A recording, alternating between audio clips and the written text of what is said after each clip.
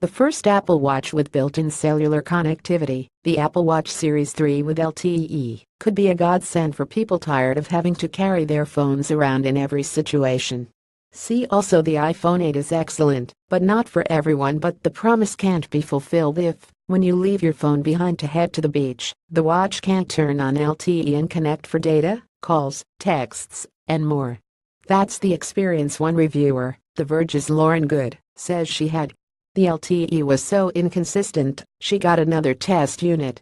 According to Good, she detached herself from the phone, traveled blocks away from my home or office, and watched the watch struggle to connect to LTE.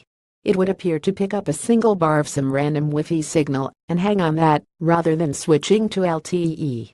Good's Apple Watch Series 3 apparently had trouble handing off the Wi-Fi connection from her iPhone 8 to the cellular LTE network. Apple has pinpointed the problem and sent Mashable an official statement on the matter. We have discovered that, when Apple Watch Series 3 joins unauthenticated Wi-Fi networks without connectivity, it may, at times, prevent the watch from using cellular. We are investigating a fix for a future software release. This is surprising on many levels.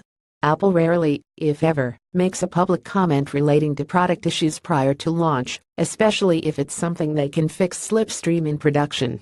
In addition, the handoff issue sounds intermittent at most. What would have compelled Apple to make a broad, public statement? Are they concerned that all Apple Watch Series 3 LTE watches already at Apple stores in anticipation of the Friday launch will have similar issues? The problem is, apparently, isolated to only a few cases, and it only happens when you're near an open Wi-Fi network you have previously used on your iPhone or Mac, like at a Starbucks or McDonald's. Apple Watch Series 3 LTE owners should not expect that the watch will try to connect to every single Wi-Fi network. If it does happen, the quickest fix is to forget the network on your Mac or iPhone. Like Good, I also tested and reviewed the new Apple Watch Series 3 with LTE tethered to an ATT Apple iPhone 8. I also made numerous calls while connected to my phone and through the watch's LTE without the phone. I did this repeatedly. I also accessed Siri while connected only to the phone's LTE connection. Like Good, my Siri connection initially failed for me. However, this was because Apple forgot to install it on the test phones. I downloaded an update on my phone and updated the watch overnight. It then worked perfectly. I was never aware of exactly when the Apple Watch Series 3 LTE was switching from Bluetooth to Wi-Fi to LTE, or when it was switching from one network to another. And, seriously, why should I be? I want that kind of plumbing to be invisible and seamless. I made calls on the watch wherever I could. I checked my schedule, asked Siri questions, and got verbal answers, checked emails and sent and received texts.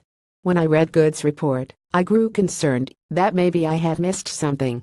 So, I went in search of open Wi-Fi networks and thready ATT LTE connections. Walking around the city without my iPhone 8 though, the watch stubbornly held onto my ATT LTE, usually maintaining at least 2 bars. This is how I expect the Apple Watch Series 3 LTE to work. Is there an issue? Yes. It's also isolated enough that Apple clearly has no plans to change the Apple Watch Series 3 rollout this Friday. Instead, the company is apparently working as quickly as it can to fix the issue, one that, as of now, I do not consider a showstopper. You'll be interested to hear your experiences with the Apple Watch Series 3 LTE after it starts shipping on Friday.